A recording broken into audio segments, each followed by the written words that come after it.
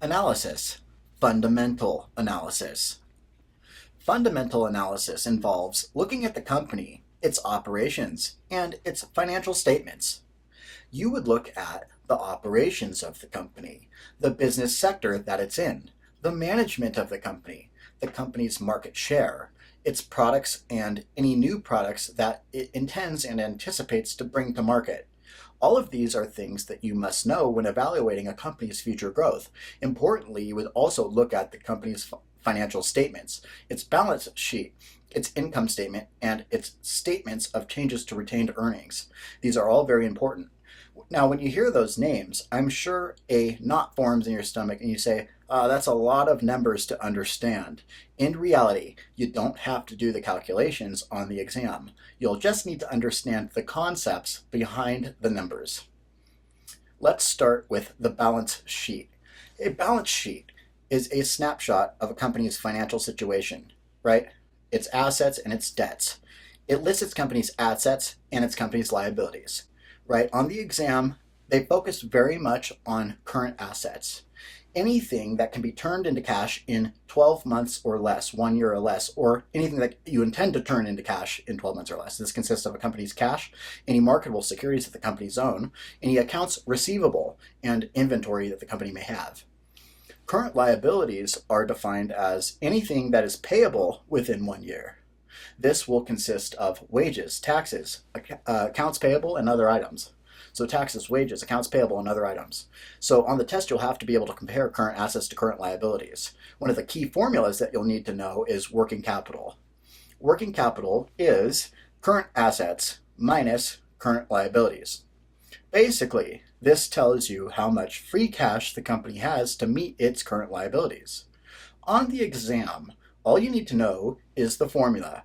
There are two important variations on the working capital concept that you need to understand because they are important measures of company's liquidity, right? They're an important measure of the company's liquidity. And the first is the current ratio. The formula for the current ratio is current assets divided by current liabilities. Current assets divided by current liabilities. This is a measure of how much cash the company has available to meet its liabilities that it has to pay within the next year. This ratio should always be more than 1. Higher than 1 for a healthy company. Don't confuse this with total assets minus total liabilities, which equals net worth. The second scenario is where a company needs to raise cash quickly to pay its bills, and this is known as the quick ratio. And the formula for quick ratio is current assets minus inventory, divided by current liabilities. Notice that inventory is subtracted from the current assets. Why? Because inventory is the least liquid of a company's assets. It would be the most difficult to turn into cash. So the quick ratio looks at how much quick cash a company can raise. Those are the 3 key formulas that you need to understand about the balance sheet.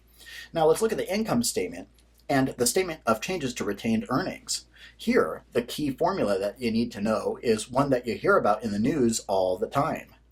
Earnings per share. This is the one that you always hear them talk about. This is a measure of how much earnings a company has for its common shareholders. Note that earnings per share does not include preferred shareholders, only common shareholders. There are 2 types of earnings per share. There is regular or primary earnings per share, and there is fully diluted earnings per share. Let's look at the difference between these 2. For regular or primary earnings per share, the formula is the earnings for common divided by the number of outstanding common shares. In calculating its earnings for common, a company looks at its gross sales, and from those sales, it subtracts operational expenses, interest on outstanding debt, taxes, and preferred dividends it has to pay to shareholders, right? So once all of those are deducted, the company has calculated the money it has available to pay out to shareholders. By dividing that by the number of outstanding common shares, it calculates the earnings per share. The other measure is the fully diluted earnings per share, which companies also must report to the SEC. Fully diluted takes into account any security that is convertible into the underlying common stock. This would include convertible preferred stock, convertible bonds, and any stock options. issued to key shareholders that could be converted into the common stock. This would increase the number of outstanding common shares. That is why it's called fully diluted. Earnings per share is discussed in virtually every media outlet about the financial markets during what's known as the earnings season. This is the time when companies all across America report their earnings per share, and analysts will either be disappointed, in which case the price is likely to drop, or the company might exceed the expectations of the analyst and the stock may go up, depending on other factors as well. So earnings per share is a key measure. So just because a company has all of these earnings to pay out to common shareholders does not mean that they will. Remember that the dividends only are paid when the board of directors declares a dividend, and it would be highly unusual for a board to pay out all of the earnings for common to the common shareholders. Therefore, the amount that's paid out enables you to calculate the dividend payout ratio. This is the total amount of the dividends paid out divided by the earnings for common. The dividend payout ratio is an important measure. Typically, older, more established companies such as pharmaceutical businesses, food companies, Google would have a high dividend payout ratio because they're an established business. Why? Because these companies do not offer opportunities for spectacular growth. Instead, they move up more slowly and steadily. And to make themselves more attractive to shareholders, they will pay out a significant amount, a significant percentage of the earnings per share to commons to make themselves attractive. The complement to the dividend payout ratio is known as the retained earnings ratio. This is the percentage of the earnings for common that the company did not pay out to common shareholders. The formula is the total retained earnings divided by the earnings for common.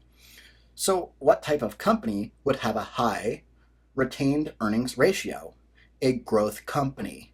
This would be like a technology company. Instead of paying out a dividend to shareholders, it reinvests those earnings into the company, and it offers shareholders an opportunity to make money by the appreciation of the price of the common stock. That is known as a capital gain. This is important to understand. A traditional blue chip company. Blue chip is the best of the best, the highest quality companies. It's likely to have a high dividend payout ratio, whereas a growth company or a company in the upcoming new sector is likely to have a high retained earnings ratio, trying to increase the price of the share. So as you're studying fundamental analysis, be aware that there are 6 measures that you have to understand, but do not have to calculate. Those measures are working capital, the current ratio, the quick ratio, earnings per share, and fully diluted earnings per share. The dividend payout ratio and the retained earnings ratio.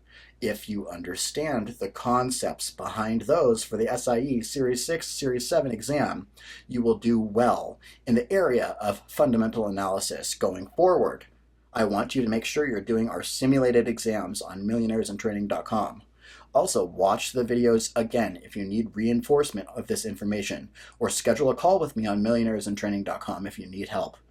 Remember, millionaires will be made at millionairesintraining.com. So persist thoroughly, commit, and stay disciplined, because you could become a millionaire made at millionairesintraining.com.